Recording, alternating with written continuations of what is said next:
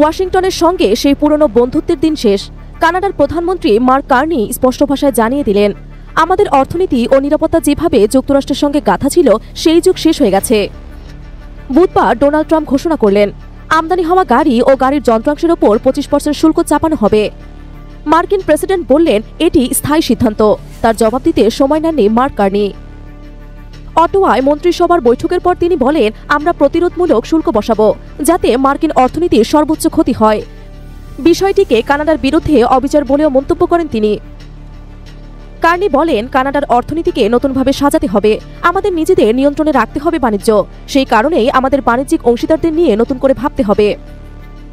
তিনি আরও বলেন, 1965 সালের কানাডা মার্কিন অটোমোবিল চুক্তি ছিল আমাদের জীবনের সবচেয়ে গুরুত্বপূর্ণ বাণিজ্য চুক্তি, কিন্তু এই শুল্কের পর সেই চুক্তির আর কোনো অস্তিত্ব নেই। এদিকে 28 এপ্রিল জাতীয় নির্বাচন, তাই ট্রাম্পের ঘোষণার পরপরই কার্নি নিজের প্রচার পরিকল্পনা বদলে বাণিজ্য নিয়ে জরুরি বৈঠক ডাকেন।